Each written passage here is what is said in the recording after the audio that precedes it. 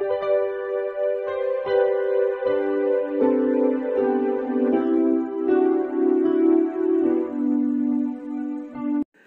Students, প্রথমেই UK educational টিপসের পক্ষ থেকে তোমাদের সকলকে স্বাগত জানাই।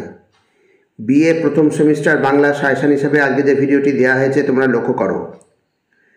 Bankura, Kalyani, Kazi Nazrul Islam university, West Bengal state ইউনিভার্সিটির ফার্স্ট সেমিস্টার এবং বিদ্যাসাগর ইউনিভার্সিটি ও বর্ধমান ইউনিভার্সিটির সেকেন্ড সেমিস্টারের বাংলা মেজর এবং মাইনর স্টুডেন্টসদের জন্য বাংলা সাহিত্যের ইতিহাস প্রাচীন ও মধ্যযুগ থেকে আজকে যে দুটি প্রশ্নোত্তর আলোচনা করা হয়েছে তা ভেরি ইম্পর্ট্যান্ট। সুতরাং স্টুডেন্টস, তোমরা ভিডিওটির শুরু থেকে শেষ পর্যন্ত প্রত্যেকটা প্রশ্নোত্তর গুরুত্ব সহকারে লক্ষ্য করো এবং অতি অবশ্যই তৈরি করে নাও। এগুলি তোমাদের আগামী সেমিস্টার পরীক্ষায় বিশেষভাবে হেল্প করবে। আজকের প্রথম প্রশ্ন হচ্ছে, শ্রীকৃষ্ণ কীর্তন কাব্যটি বাংলা ভাষা ও সাহিত্যের কোন যুগের নিদর্শন? কাব্যটির রচয়িতাকে? শ্রীকৃষ্ণ কীর্তনের কাব্য বৈশিষ্ট্য আলোচনা করো। তাহলে আমরা প্রথমে দেখি যুগ পরিচয়। শ্রীকৃষ্ণ কীর্তন কাব্যটি বাংলা ভাষা ও সাহিত্যের মধ্যযুগের নিদর্শন। আর দ্বিতীয় অংশটা হচ্ছে কাব্যটির রচয়িতা। রচয়িতা আমরা দেখি শ্রীকৃষ্ণ কীর্তন কাব্যটির রচয়িতা বরুচণ্ডী দাস। আর তৃতীয় অংশ হচ্ছে শ্রীকৃষ্ণ কীর্তনের কাব্য বৈশিষ্ট্য আলোচনা করো। তাহলে আমরা কাব্য বৈশিষ্ট্য এবার দেখি। প্রথম হচ্ছে প্রথম কাহিনী কাব্য। বরুচণ্ডী দাস রচিত শ্রীকৃষ্ণ কীর্তন কাব্য বাংলা সাহিত্যের প্রথম কাহিনী কাব্য। জন্মখণ্ড, তাম্বুলখণ্ড, দানখণ্ড, রাধা বিরহ প্রভৃতি 13টি খণ্ডে বিন্যস্ত কাহিনীটি পদাবলী সাহিত্য থেকে সম্পূর্ণ পৃথক। এবার দুই নম্বর হচ্ছে পদ্যছন্দের বিন্যাস।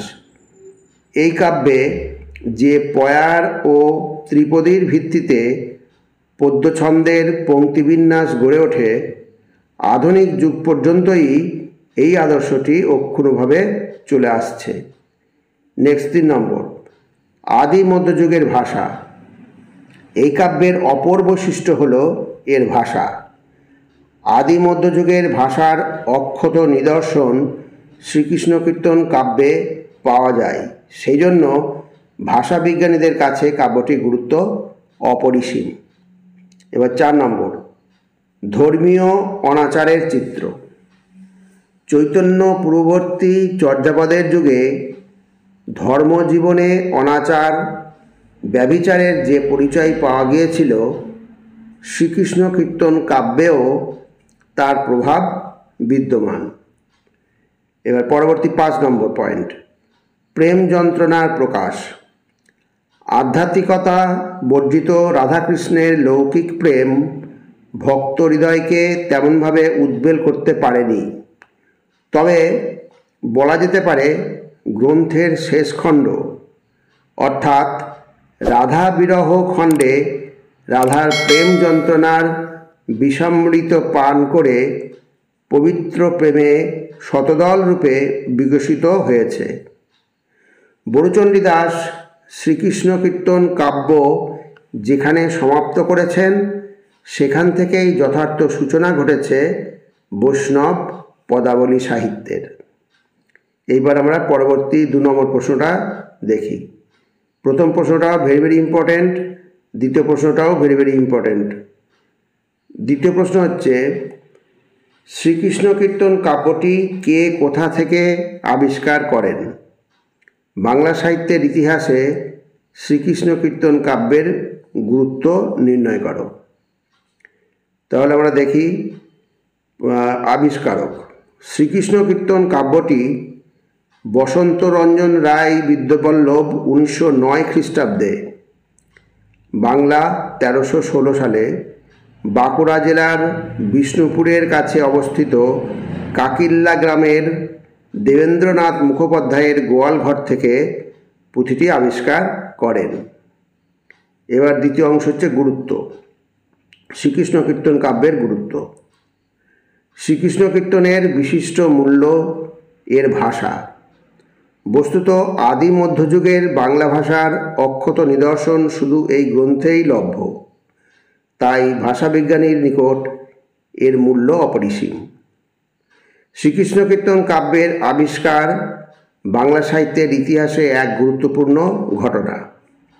বাংলা সাহিত্যের ইতিহাসে প্রাচীনতম নিদর্শন চর্যাপদ। তখনও বাংলা ভাষা সম্পূর্ণরূপে অপভ্রংশের খোলস মুক্ত হয়নি। এরপরেই ছিল মধ্যযুগের গৌরবোজ্জ্বল সাহিত্য সম্ভার। এই দুইয়ের মধ্যে যে দুস্তর ব্যবধান ছিল, শ্রীকৃষ্ণ কীর্তন সেই ব্যবধান দূর করে দিল প্রাচীন ও মধ্যযুগের সংযোগ সেতুবন্ধন হয়ে। এবার দ্বিতীয়ত, রাধাকৃষ্ণের প্রণয় কাহিনী নিয়ে বাংলা ভাষায় রচিত শ্রীকৃষ্ণ কীর্তন প্রথম কাব্য। রাধাকৃষ্ণের প্রণয় নিয়ে যে কাব্যগুলি রচিত হয়েছে তার মধ্যে জয়দেবের গীতগোবিন্দ সংস্কৃত ভাষায় এবং বিদ্যাপতির পদাবলী ব্রজবুলিতে রচিত। এবার আমরা 3 নম্বর দেখি। তৃতীয়ত, তুলনামূলকভাবে এই কাব্যে পুরাণ ভাগবতের কাহিনীর চেয়ে লোকমধ্যে প্রচলিত রাধাকৃষ্ণের প্রণয় কাহিনী প্রাধান্য পেয়েছে। মর্ত্যসীমার মধ্যে মানবীর জীবন তৃষ্ণাই এখানে প্রধান উপজীব্য বিষয়। তারপরে সর্বশেষে বলা যায়, ভক্তিবাদের পথ আলোকিত করতে রাধাকৃষ্ণের যে কাহিনীগুলি প্রাধান্য পেয়েছে, শ্রীকৃষ্ণ কীর্তন তার পশ্চাৎ সারিতে অবস্থান করে না। স্বয়ং শ্রী চৈতন্য মহাপ্রভু এই কাব্যের রস আস্বাদন করতেন, তার ঐতিহাসিক প্রমাণ পাওয়া যায়। বড়ুচণ্ডীদাস শ্রীকৃষ্ণ কীর্তন গ্রন্থ যেখানে সমাপ্ত করেছেন, সেখান থেকেই যথার্থ সূচনা ঘটেছে বৈষ্ণব পদাবলী সাহিত্যের। বৈষ্ণব পদাবলীর সূচনা লগ্নের আখ্যান কাব্য হিসাবে তাই শ্রীকৃষ্ণ কীর্তন গ্রন্থের গুরুত্ব আছে। এই সকল কারণে বাংলা সাহিত্যের ইতিহাসে বড়ুচণ্ডীদাসের শ্রীকৃষ্ণ কীর্তন কাব্যখানি যথেষ্ট গুরুত্বপূর্ণ।